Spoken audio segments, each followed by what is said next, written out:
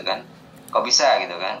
Nah kemudian saya lupa nomor aturannya, ini baru kemarin ya, belum begitu lama ya, mungkin sekitar satu atau 2 bulan yang lalu Pak Edi ya. Nah jadi artinya dari sisi keuangan, maka kemudian pemerintah boleh bertransaksi dengan non PKP gitu kan, tapi tetap kemudian memungut PPN. Terus kemudian fakturnya gimana? Jadi faktur itu ada Pak Edi ya, faktur itu bisa faktur atau bukti lain, sama kayak PPh.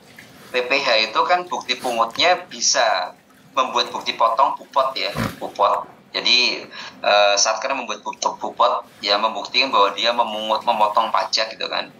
Bisa juga pupotnya itu dalam bentuk bukti pungut, SSP-nya itu menjadi bukti pungut seperti PPh 22. PPh 22 itu kan Satker nggak membuat pupot ya, tapi SSP itu menjadi bukti pungut gitu kan. Jadi faktur itu bisa betul dalam bentuk faktur atau bukti lain. Nah, kemarin ketentuan yang dikeluarkan oleh teman-teman di Kemenkeu ya, cuma kemudian menggunakan bukti lain. Jadi bendara boleh gitu bertransaksi dengan non PKP, tapi tetap kewajibannya adalah memungut PPN. Jadi demikian ya. Bagaimana konsekuensi di kontraknya gimana gitu kan? Nah, kalau konsekuensi kontraknya sekarang karena ada ketentuan itu ya Pak Yadi ya, ada ketentuan bahwa kemudian memungut PPN ya akhirnya mau nggak mau gitu kan.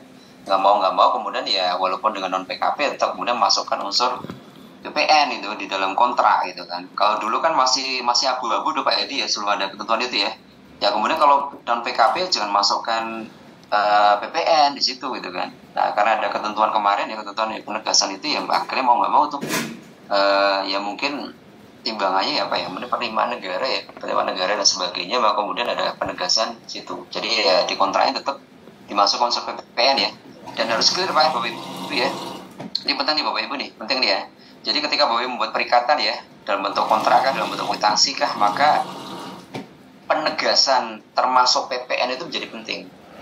Kenapa? Karena nanti akan menjadi perbedaan perhitungan tuh antara nilai kontrak termasuk PPN atau nilai kontrak tidak termasuk PPN. Kalau nilai kontrak termasuk PPN, berarti nanti nilai PPN-nya itu dikurangi dulu dengan DPP-nya, dasar pengenaan pajaknya. Jadi mungkin PPN-nya menjadi lebih kecil tuh. Tapi kalau nilai kontraknya itu tidak termasuk PPN, maka menjadi DPP di situ. Nah itu ya. Demikian Pak Edi ya. Jadi kalau dari sisi keuangan sih ya nggak apa-apa, mau berkontrak dengan PKP atau non PKP nggak ada masalah gitu ya. Demikian Pak Edi ya. Dan cukup